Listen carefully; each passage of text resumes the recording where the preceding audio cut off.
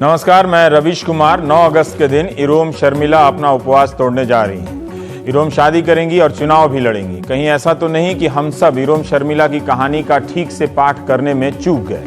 आए दिन कोई ना कोई नेता भारत के लोकतंत्र की महानता का गुणगान करते रहता है।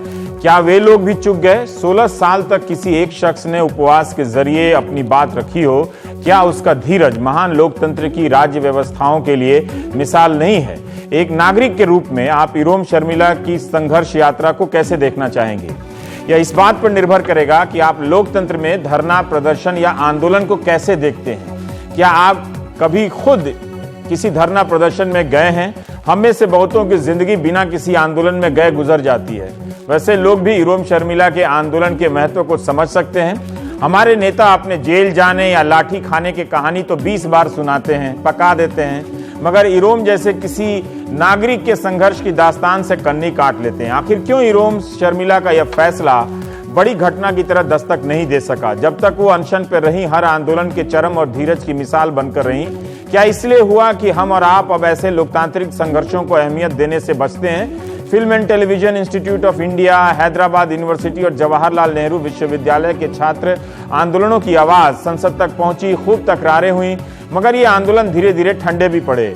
सरकार की ताकत के इतने रूप होते हैं कि उसके सामने छोटे समूहों का टिक पाना मुश्किल होता है। छात्र राजनीति को लेकर तमाम सरकारें और राजनीतिक दल सुस्त हो चुके थे, लेकिन हाल के छात्र संघर्षों ने राजनीतिक दलों को सतर्क भी किया।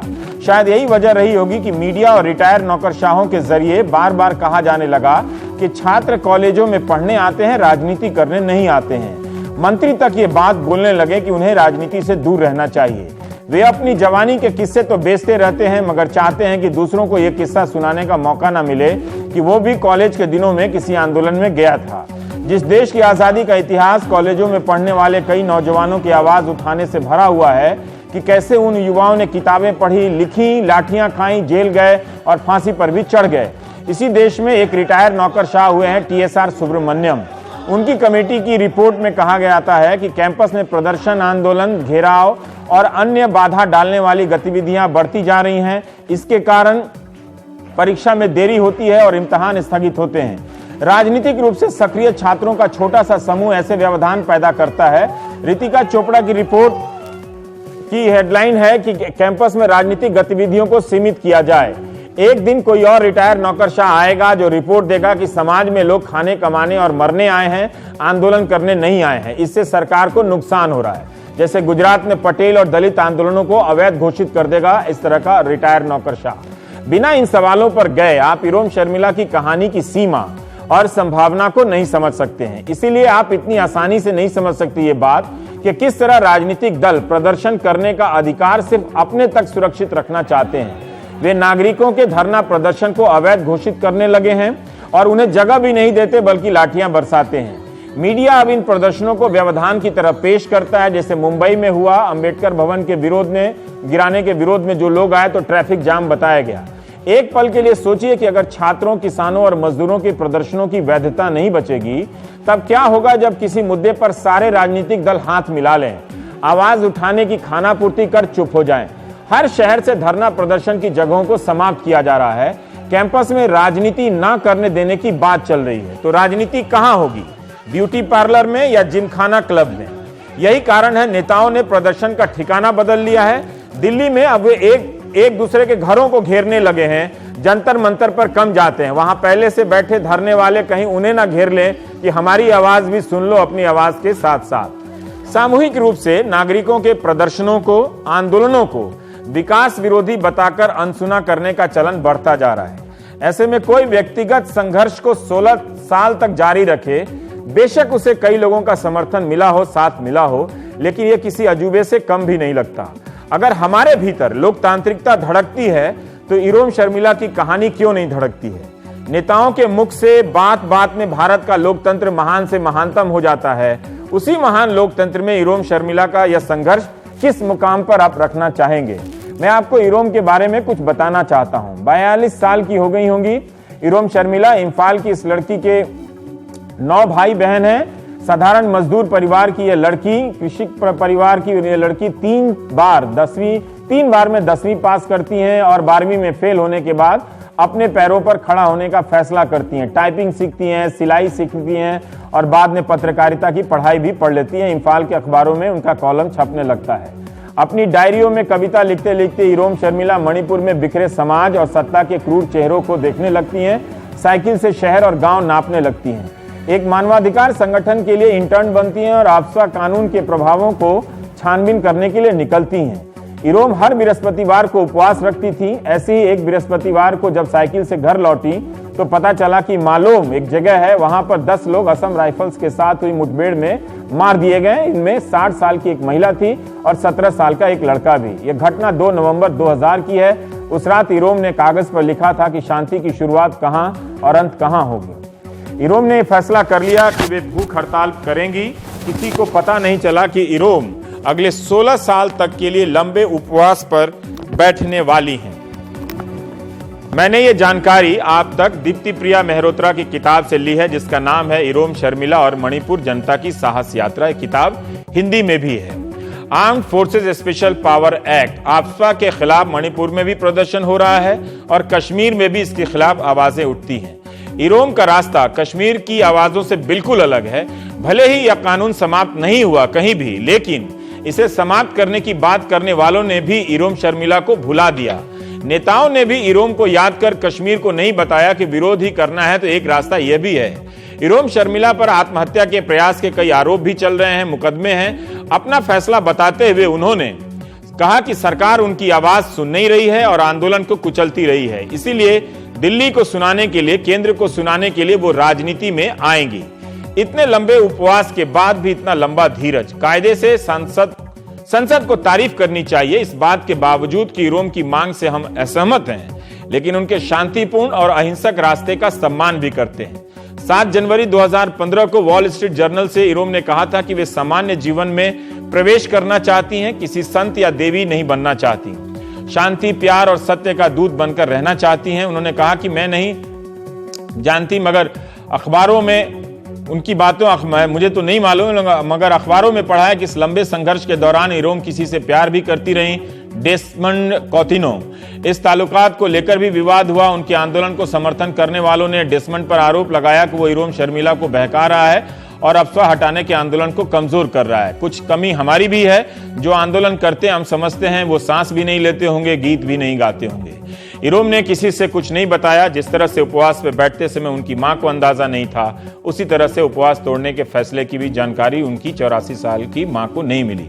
जबकि मीडिया की खबरों के अनुसार उनकी मां ने भी प्रण लिया था कि जब तक यह कानून आर्म्ड फोर्सेस स्पेशल एक्ट नहीं हटेगा तब तक वो अनशन पर बैठी अपनी बेटी से नहीं मिलेंगी। 16 साल का अनशन समाप्त हो रहा है। चुनावी राजनीति इरोम शर्मिला के लिए कितना जगह बना पाएगी, लेकिन इसमें भी वो एक बड़ा संदेश दे रही हैं उसी युवा को जो चुनावों से भागता है। हम आज प्राइम टाइम में उनके फैसले और उनके कामयाबी उपलब्धि पर बात करेंगे। दीप्ति प्रिया मेहरोत्रा, जिनकी किताब का जिक्र मैंने किया, और किशले भट्टाचार्य हमारे साथ हैं, पत्रकार लेखक, जो पिछली बार भी हमारे कार्यक्रम में आए थे आप लोगों से बात करने के लिए।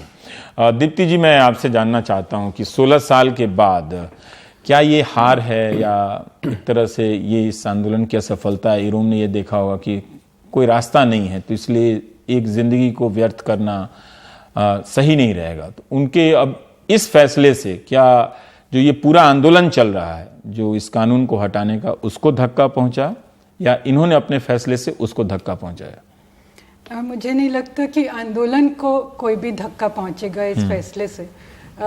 इरोम शर्मिला ने ये फैसला स्वयं लिया था, किसी से डिस्कस करके नहीं लिया था कि वो अनशन करेंगी शुरू। पर बहुत सारे लोग उनके साथ जुड़े, बहुत सारी सिविल लिबर्टीज ऑर्गेनाइजेशंस और तमाम एकदम साधारण लोग इस मांग के साथ जुड़े, उनके साथ जुड़े। अब उन्होंने स्वयं एक फैसला जो लिया है कि ये अनशन अब वो तोड़ेंगी, तो इसमें भी मुझे लगता है कि जन आंदोलन को कोई ठेस नहीं पहुंचेगी। इनफैक्ट इससे जन आंदोलन के और मजबूत होने की भी एक संभावना है। जन आंदोलन में कोई एक ही जना नहीं होता है। ये एक जनी थी तो ये एक तरह से एक सेंटर, एक केंद्र बन गई थी, क्योंकि इनका कदम और ये जो कर रही थी वो इतना ही अद्भुत था और इतना कठिन था और इतना कष्टदायी था उनके अपने लिए कि लोग उसके साथ जुड़ रहे थे, उनके साथ निजी तौर पे भी जुड़ रहे थे और उनके सोच के साथ भी जुड़ रहे थे। अब इन्होंने, बहुत से लोगों ने पिछले सालों में जो उनके समर्थक हैं और इस मुद्दे के में उनके साथ हैं, बहुत से लोगों ने इरोम शर्मिला से कहा है कि प्लीज़ आप ये अपना अनशन अभी तोड़ दीजिए। तो उस तरह से ये सिर्फ उनका एक जने का फैसला भी नहीं है। मैं खुद चाहती थी कि वो ये तोड़ दे। मैं पिछले 3-4 साल में 2 चिट्ठियां उनको लिखी और अप्रैल में जब दिल्ली में थी, वो जो दिल्ली के केस के लिए अप्रैल में आई थी, दिल्ली में भी एक केस चल रहा है ना, ये आत्महत्या की चेष्टा का उनके खिलाफ चल रहा था, अप्रैल में डिसाइड हो गया था। तो तब भी मिली थी, तब भी मैंने उनसे एकदम 10 मिनट तक मैं कहती ही गई कि शर्मिला, मुझे लगता है कि आप ये, अब कितना एक इंसान अपने ऊपर पूरे समाज का बीड़ा अपने कंधे पे उठाएगा, ये दर्द उनके समर्थकों के दिल में भी है। तो जितना वो कर सकती थी इस वेपन से, इस तरीके से, उतना कर लिया। इसलिए आप कैसे देखते हैं? क्योंकि देखिए एक तरफ जैसा उनका सेम आंदोलन है, मतलब कश्मीर में तो और भी कई सवाल हैं, पर आफ्सपा की बात आती है, आर्म्ड फोर्सेस स्पेशल एक्ट की, कि उसके तहत जातियां होती हैं, उसको कुछ इलाकों से हटा लेना चाहिए या पूरा हटा लेना चाहिए। लेकिन एक तरफ एक शांतिपूर्ण आंदोलन है, जितना मैं जानता हूं, मतलब आप लोग बेहतर जानते होंगे, दोनों ही रास्तों से तो बात नहीं सुनी गई। मुझे लगता है ये थोड़ी सी एक इत्तेफाक है कि जिस दिन शर्मिला ने नवंबर 2000 अनशन में बैठी थी, तो इस ऑफिस से मैंने उत्तर पूर्व में जाके, मैं भी वहाँ पे उसी दिन काम शुरू किया था। और ये मुझे शर्म लगता है मुझे ये कहने के लिए कि मुझे 2-3 साल तक मुझे शर्मिला के बारे में कुछ पता ही नहीं था। किसी को पता नहीं था। 2003-2004 तक शर्मिला के बारे में लोगों को पता होने लगा। हमें पता था कि ऐसे कोई अनशन कर रही है, क्योंकि वहां पे जो जन आंदोलन जो आप कह रहे हैं दीपा, मुझे तो कोई जन आंदोलन ना दिखता है ना सुनता है आफ्सपा के खिलाफ। पहले भी नहीं दिखा और अब भी नहीं दिखता। अभी नहीं दिखते। वहां पे वो एक बहुत बड़ा रोड ब्लॉक है, क्योंकि वो आर्ग्यूमेंट और डिबेट के आगे लोग जा ही नहीं पाते। लेकिन बहुत सारे ऑर्गेनाइजेशंस फॉर्म हो गए थे जो शर्मिला को पोस्टर गर्ल बनाकर उसकी अस्तित्व और उसके एग्जिस्टेंस रहे, तो वो शायद थोड़ा सा अपसेट और थोड़ा सा सरप्राइज रहेंगे। लेकिन शर्मिला की जो सिग्निफिकेंट अचीवमेंट्स इस 16 साल में अगर देखा जाए, एक तो है कि ये कंप्लीट जो नैरेटिव जो हम कहते हैं अराउंड ह्यूमन राइट्स अब्यूज हमारे देश में, अराउंड आफ्सपा, ये मेन स्ट्रीम में इसके जो कॉन्वर्सेशन शुरू हुआ टेलीविजन स्टूडियो से लेकर ओपिनियन पीसेस, एडिट पेजेस, वो शर्मिला की वजह से शुरू हुआ। जो सुप्रीम कोर्ट ने 1500 केस लेकर जो संतोष हेगड़े कमिटी फॉर्म किए थे, जो 6 रैंडमली केस पिकअप करके उन्होंने वो क्या था, अभी सुप्रीम कोर्ट ने फिर से जो सेना को जो कहा armed forces special powers act की ऊपर, जो national human rights commission Manipur में पहले बार हियरिंग करने गए थे, ये सारे जो प्रक्रिया ह्यूमन राइट्स अब्यूज और आफ्सपा की खिलाफ और आफ्सपा के ऊपर जो चलते आ रही है, ये पिछले 16 साल से हुआ। ये 16 साल बहुत महत्वपूर्ण है हमारे देश की जो ह्यूमन राइट्स और डेमोक्रेटिक राइट्स को लेकर। आई फील कि शर्मिला अकेली ये चीज जो है आगे ले जा पाई। लेकिन आप कह रहे थे कि संगठन, कई तरह के संगठन बन गए थे, वो जन आंदोलन का रूप नहीं था, पर उन संगठनों का अपना लगता होगा कि अगर हम 10, 20, 50, 100, 1000 हैं तो वो भी एक मूवमेंट ही है।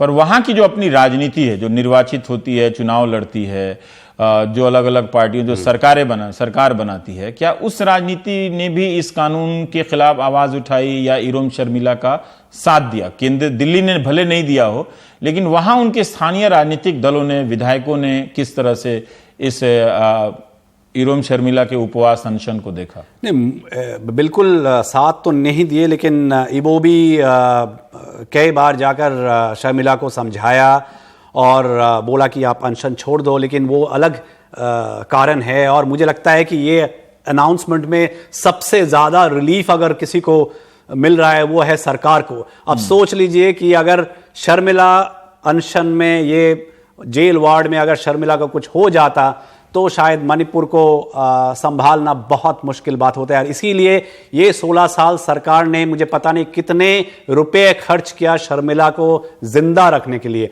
तो इसीलिए ये बहुत एक जो चीज हम खैर डिस्कस नहीं कर रहे ये अनाउंसमेंट की बात, लेकिन सबसे ज्यादा रिलीफ अगर किसी को मिला होगा तो वो है सरकार को। लेकिन सरकार, एक चीज है प्रेशर गिरा, सरकार सपोर्ट नहीं किए, लेकिन इबोबी सरकार के ऊपर वो प्रेशर थे जो शर्मिला ने एकदम बिल्कुल साइलेंटली जो प्रेशर वो रेज कर पाए, और इसीलिए वो म्यूनिसिपल एरिया जो है इम्फाल की, वहां से आफ्सपा हटा दिया गया था।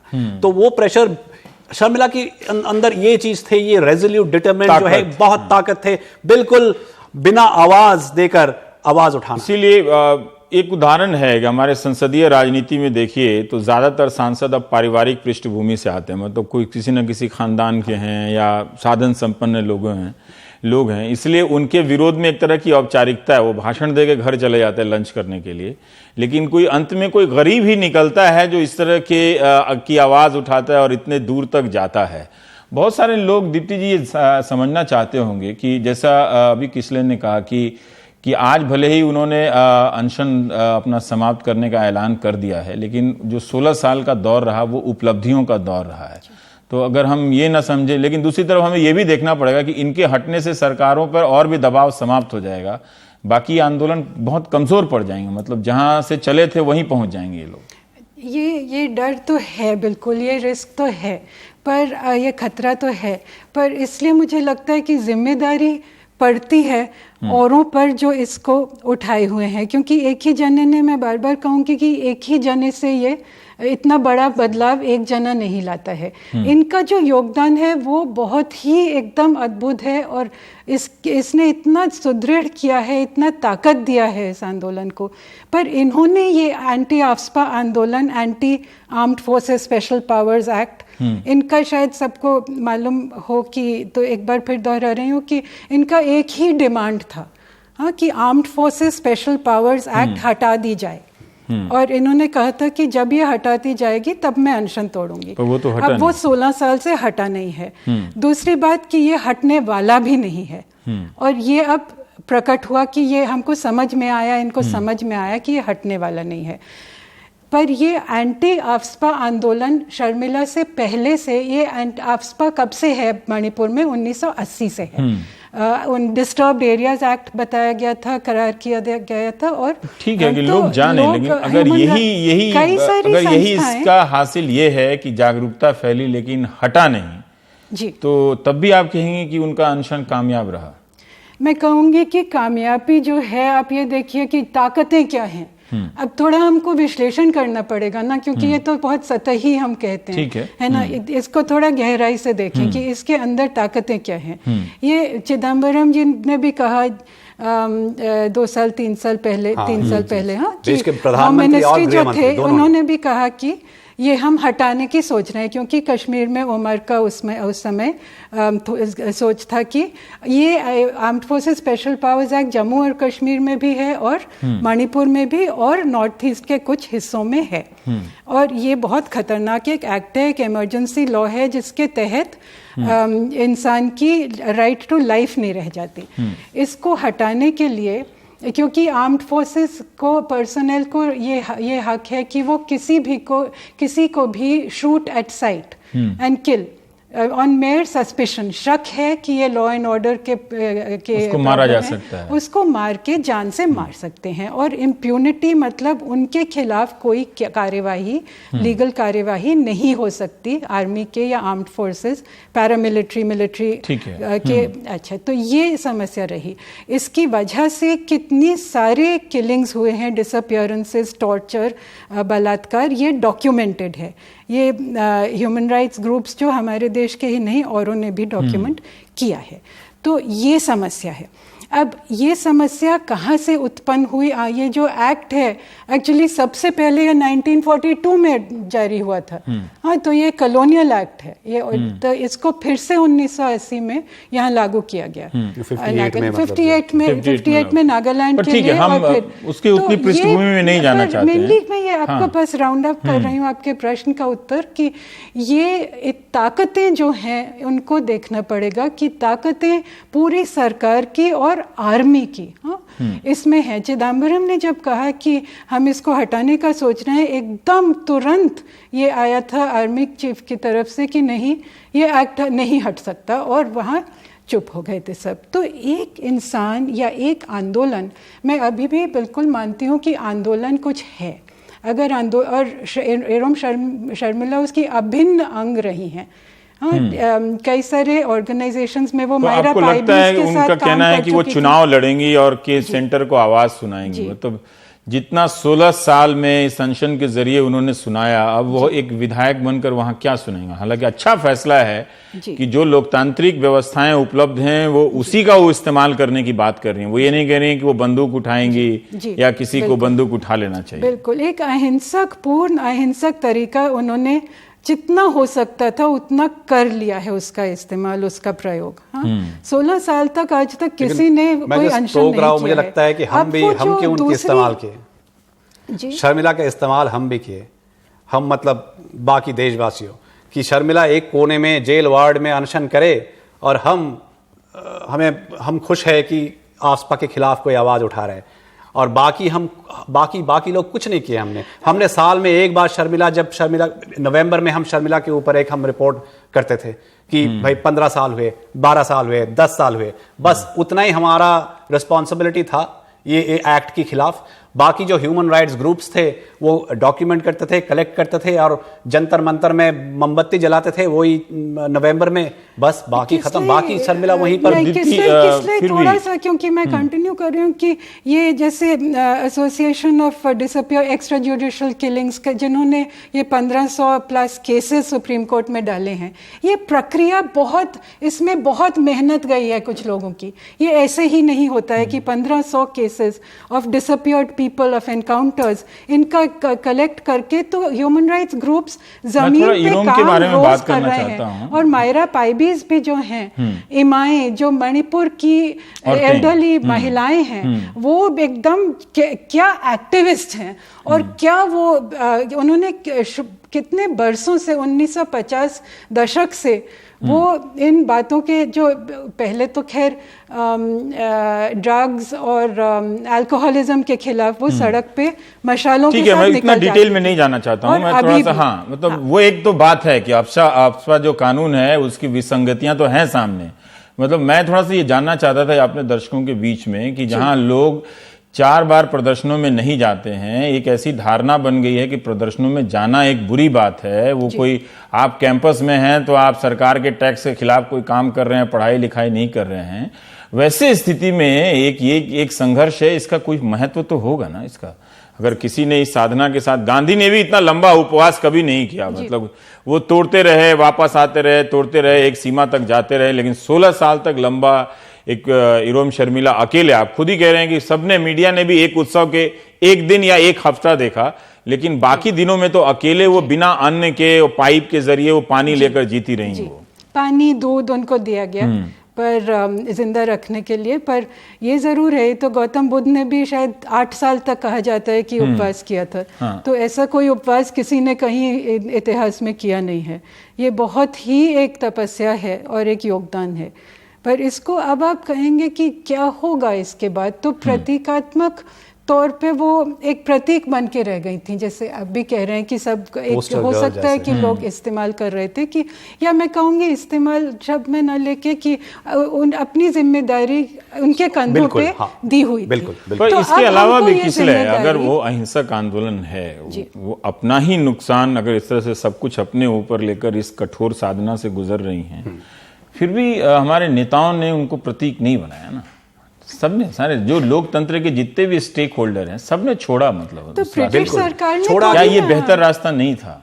ये थोड़ा अति जरूर, अगर गांधी भी होते तो कहते कि हाँ ये अति है थोड़ा सा, उनको कभी तोड़ना चाहिए अनशन, फिर बाद में शुरू करना चाहिए। लेकिन इतना लंबा उदाहरण दुनिया, आप खुद ही कह रहे हैं कि दुनिया में ऐसा नहीं। लेकिन ये जो चीज आपने जो सवाल उठाया, ये सवाल मुझे लगता है कि शर्मिला के 16 साल अनशन और बाकी लीडर्स की इग्नोरेंस, ये इंडिफरेंस जो है, इसमें और एक बहुत बड़ा सवाल खड़े हो जाते हैं, जो कि मणिपुर, उत्तर पूर्व और कश्मीर ये भारत के हिस्सा है या नहीं। क्योंकि यहाँ की जो लीडर्स है, यहाँ के जो पॉलिटिशियंस है, हम उस वहाँ के जो ज़मीन को, वहाँ के जो जगह को हम जियोग्राफिकल टेरिटरी के हिसाब से देखते हैं, भारत की सीमा।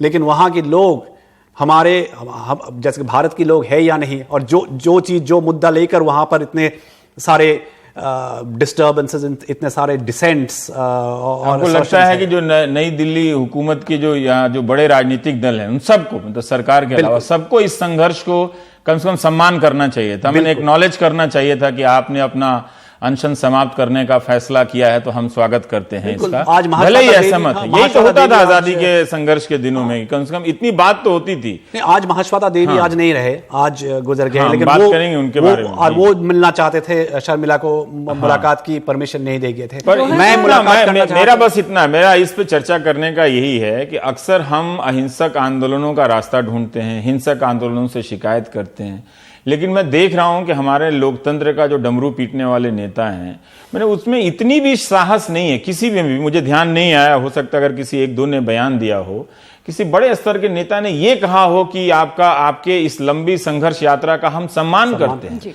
ये स्तर, इस स्तर पर हमारा लोकतंत्र पहुंच गया। ठीक है, हम असहमत हैं, हम नहीं हटाएंगे अफवाह। आपकी एक बात है कि इसको हटा देना चाहिए, हमारी अपनी जरूरत है कि हम इसे नहीं हटाएंगे।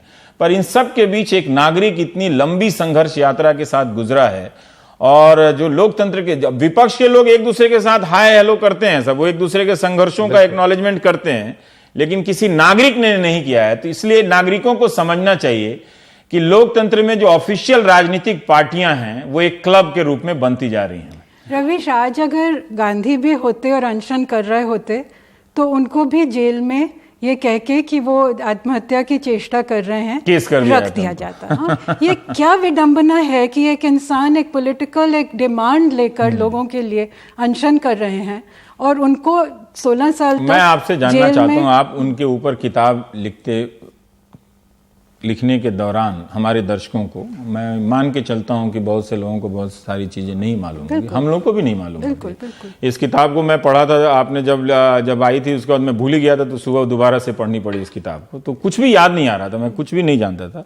कुछ बता सकती हैं कि क्या बात है इस महिला में, इरोम शर्मिला में, कि इतनी लंबे समय तक इस हिम्मत के साथ वो जुटी रही। कोई भी बिखर जाता, मतलब खासकर जो कवि है, जो इसने सारी जो भी, मतलब ऐसा क्या आपको नजर आया? क्या वो शुरू से ही 1-2 साल से ही रिग्रेट करने लगी थी कि इसको तोड़ देना है? जैसे हम वॉल स्ट्रीट जर्नल का उदाहरण दिया कि 2015 में वो पत्रकार से कह रही हैं कि वो एक सामान्य जीवन में लौटना चाहती हैं। जी, वो कवि हैं, और वो एकदम एक क्या कहेंगे, उनको समर्पित, जो जैसे अगर अहिंसा और गांधी के मार्ग पे ही जो सत्य अहिंसा का मार्ग है, मुझे लगता है वो उस पे एकदम समर्पित हैं, अंदर से, गहराई से, और एकदम अंदर और गहराई के अलावा क्या कहें, क्योंकि वो एकदम ना किसी समूह का एकदम अंग है। हाँ, उन्होंने काम किया है महिला समूहों के साथ, सिविल राइट्स ऑर्गेनाइजेशंस के साथ। उनके अंदर ये जो भावना है वो एक तरह से एक आध्यात्मिक भी है, पर आध्यात्म को बहुत तरह तरह से लोग किसी धर्म में बांध देते हैं। मुझे लगता है वो, जब मैं उनसे पहली बार मिली, मैं राजनीति शास्त्र पढ़ा रही थी कुछ, और अहिंसा इनफैक्ट पढ़ा रही थी, गांधी, मार्टिन लूथर किंग। तो मेरे को वो दिल्ली आई थी 2006 में, ऑल इंडिया मेडिकल इंस्टीट्यूट में थी। तो लेडी श्रीराम से मैं बस उनके पास अपना रिस्पेक्ट देने गई कि मैं ये सब पढ़ा रही हूँ, और एक जीती जागती एक यहाँ पे इंसान है जो अहिंसक पाथ पे। और जेल वो ऑल इंडिया मेडिकल इंस्टीट्यूट के कमरे में जब मैं गई, मुझे लगा था कि वो ऐसे लेटी होंगी, 6 साल से कुछ खाया पिया नहीं है जिस इंसान में, वो अच्छे से आलती पालती मार के बेड पे बैठी थी। इस प्राइवेट वार्ड था और सरकार ने रखा था उनको जिंदा रखने के लिए, तो प्राइवेट वार्ड था, उसमें बैठी, उनकी इतनी सारी किताबें रवीश, हाँ उसमें क्या क्या था, उसमें हिमालयन मास्टर्स कुछ, ये जो मास्टर हिंदू कुछ ये संत, उसमें कुरान, उसमें बाइबल, उसमें शे गुएवारा का मोटरसाइकिल डायरीज, हाँ उसमें मणिपुरी कविताएं, उसमें जापानीज फोक स्टोरीज, हाँ और बिस्तर पे पड़े पड़े उन किताबों से वो दुनिया जी रही थी। नहीं, अच्छे से बैठ के अच्छे से दुनिया से वो इतने वाकिफ हैं। तो मेरी वो रिस्पेक्ट्स देने जो मैं आई थी, उन्होंने तुरंत मेरे से पूछने लगी मेरे बारे में, मेरे परिवार के बारे में, मेरी बेटी में, और इतना रुचि लेकर इतना गहराई से फिर अपने 9 भाई बहनों के बारे, अपनी माँ, अपनी मणिपुर शब्द मुझे बताने लगी, पहाड़ का ये शब्द है, इतना प्यार उनको अपने होमलैंड जो कहती हैं, हाँ मणिपुर के लिए, और मदरलैंड कहती हैं, होमलैंड कहती हैं, और इतनी बातें उनके अंदर जो हैं, वो हमारी दोस्ती एक तरह की हो गई, हाँ क्योंकि फिर मेरे पास एक पुस्तक थी चिनुआ अचीब की, थिंग्स फॉल अपार्ट, छोटी सी अफ्रीकन, वो उन्होंने कहा प्लीज मैं रख लूँ, 1 हफ्ते में पढ़ लूंगी, तो वापस तो फिर जाना ही जाना था। वो इस तरह की इंसान है कि पूरी दुनिया में इंटरेस्ट लेना और हर एक के में इंटरेस्ट लेना। गिलहरी के बारे में वो रोज़ चलती थी, तो मैं चलती थी उनके साथ फिर, हाँ तो जेल में, ये कि वो गिलहरी क्या खाती है, ऐसी गिलहरी वहाँ नहीं होती है हमारे यहाँ, हाँ तो नेचर कुदरत में के बहुत करीब, कल्चरली बहुत 16 साल ने साधक बना दिया। आप कुछ सुना रहे थे? हाँ नहीं, मैं लास्ट में मेरा जो मुलाकात हुई शर्मिला के साथ, शर्मिला की कुछ चीज़ें जो है, एक तो है बहुत सॉफ्ट स्पोकन है, मुस्कुराहट, मतलब हर टाइम कभी भी मैं देखा नहीं कि मतलब बहुत गुस्से में है वो, और जैसे दीपा जी ने कहा कि दुनिया के बारे में सब कुछ उनको पता है, वो किताब के जरिए से, और चिट्ठी जो लिखते थे, वो जितने भी अवार्ड और जितने भी पैसे उनको मिलते थे वो बांट देते थे, ये सब लोगों को पता नहीं है, और कभी भी कुछ एग्रेसिवली कुछ नहीं बोलते थे, वो कहते थे सिर्फ, कभी गुस्से में आपने नहीं देखा? मैंने कभी गुस्से में नहीं देखा, योगा करने वाली भाषा की, मैंने देखा गुस्सा भी बहुत है उनके अंदर, क्योंकि नहीं तो हाँ मतलब गुस्सा भी और रोना, तो फिर वो नॉर्मल है, गुस्सा भी रोना भी, रोई खूब एक दिन योगा करती थी। एक बात बताइए, और एक चीज मैंने पूछा था कि यार लोग जानना चाहते हैं कि आप कैसे, ये मतलब तब 10 साल हो गए थे, मैंने बोला कैसे 10 साल आपने कैसे ऐसे अनशन में, ऐसे कमरे के अंदर, तो उन्होंने बोला, अंग्रेजी में बोला कि the only thing that I see around me, the inspiration is my surrounding. तो बहुत फिलोसॉफिक कुछ नहीं, लेकिन बहुत ही इंपॉर्टेंट बातें हैं, बस सराउंडिंग देखकर जो है, नेचर है, ये है, किताब है, उसी से वो इंस्पायर होते थे। फिर मैंने सेम प्रश्न पूछा, मैंने बोला कि नहीं अब बताइए कि ये कैसे कहाँ से स्ट्रेंथ कहाँ से होते हैं? बोलते मेरे विवेक।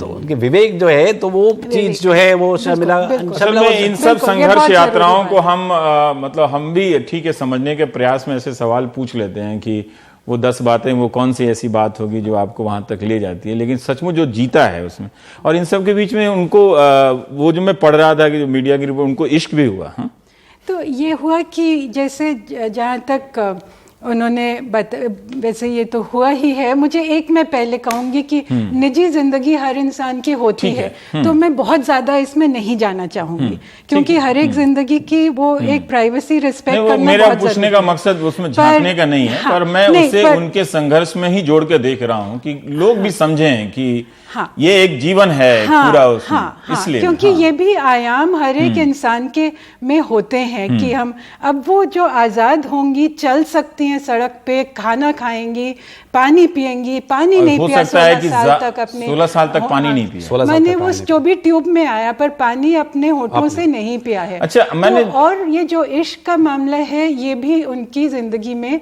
आया इस दौरान। एक जना जो उनकी एक्चुअली मेरी पुस्तक पढ़ के शायद उनको भी पहली बार पता चला, तो वो जहाँ तक मैंने सुना है वो बहुत प्रभावित हुए इनसे। थोड़ा सा कम है, पर मैं आपसे जानना चाहता हूँ कि क्या आपको आपको खुशी हुई इस फैसले से? बहुत ज़्यादा मुझे लगता है कि उनकी एक जिंदगी है जिसमें एक आयाम उन्होंने जितना कर सकता है कि इंसान उतना कर लिया। क्या मेरा ये सवाल सही था कि हिंदुस्तान जैसे मजबूत लोकतंत्र को अपने एक नागरिक के इस लोकतांत्रिक संघर्ष का कम से कम एक्नॉलेजमेंट करना चाहिए? बिल्कुल करना चाहिए, बहुत करना चाहिए, सेलिब्रेट करना चाहिए जब वो खाएंगी, सबको सेलिब्रेट करना चाहिए। और मुझे लगता है बेल्जियम और इथियोपिया का भी जन्म दिवस लोग ट्वीट करके मनाने लगे हैं। तो मुझे लगता है कि सबसे बड़ी चैलेंज जो है इंडियन डेमोक्रेसी को जिसने दिया वो है शर्मिला ने, इरोम शर्मिला ने। और मुझे लगता है कि ये अनशन जो ये छोड़ रहे हैं, तो क्यों ना हम 100 लोग जो लोकतंत्र में विश्वास करते हैं, हम लगातार एक रिले अनशन पे बैठे बिल्कुल, और रोज एक दिन तो हम भूखा रह सकते हैं मिलिटराइजेशन के खिलाफ। बहुत शुक्रिया दीप्ति जी किशलेदा, आपका भी। हम जरूर इस दुविधा से गुजरे कि टेलीविजन ने हिंदी के दर्शकों को या तमाम दर्शकों को जिस तरह से उत्तेजना वाले विषयों की आदत डाल दी है, कोई इरोम शर्मिला के 16 साल के संघर्ष को सुनने के लिए कितना धीरज बचा होगा किसी दर्शक में। शायद बहुत सारे लोग चैनल बदल के चले भी गए होंगे। लेकिन ब्रेक के बाद ये जो किताब मैंने दिखाई, जिसका जिक्र किया, इसकी प्रस्तावना महाश्वेता देवी ने लिखी है। इस किताब की, इसकी प्रस्तावना में महाश्वेता देवी का उनका नाम है। और इरोम शर्मिला ने कहा था कि वो देवी नहीं बनना चाहती हैं। महाश्वेता देवी आज के दिन हमारे बीच नहीं रही। ब्रेक के बाद हम उनके बारे में बात करेंगे।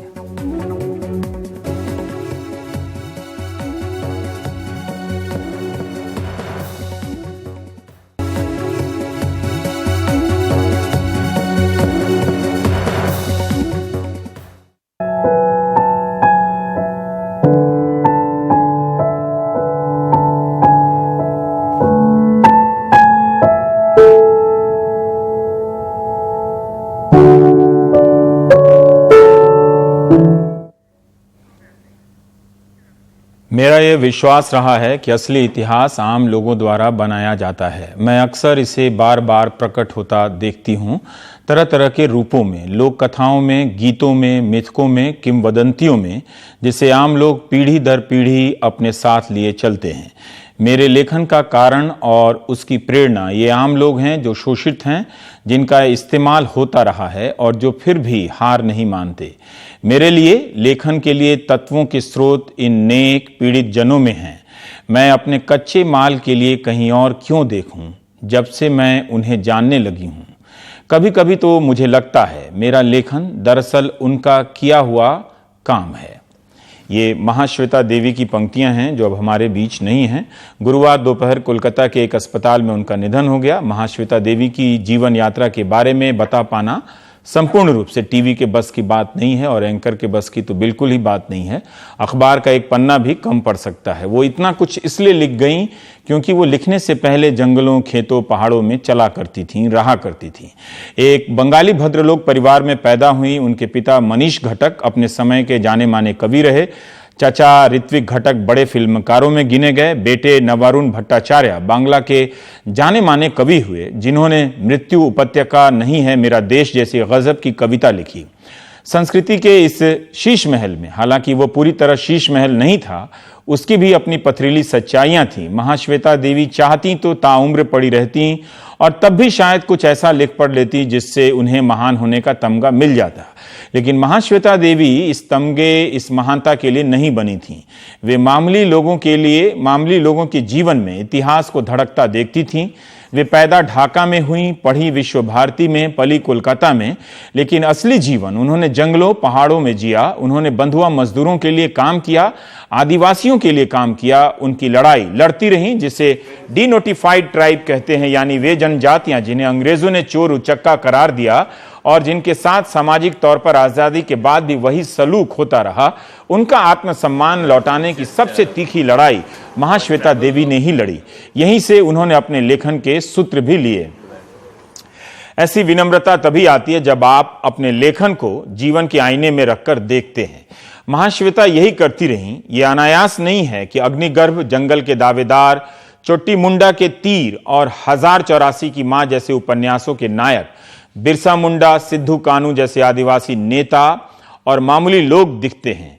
नक्सलवाद की विडंबना दिखती है। वे झांसी की रानी पर भी पूरा उपन्यास लिख देती हैं। हमारे कुछ सहयोगियों ने महाश्वेता देवी की अनंत कहानियों के कुछ प्रसंग पढ़े हैं आपके लिए। हमारी बस इतनी ही कोशिश है कि जो लेखक हमारे बीच से, जो रचनाकार हमारे बीच से गया है, हम उनकी रचना को पढ़ते हुए उन्हें याद करें।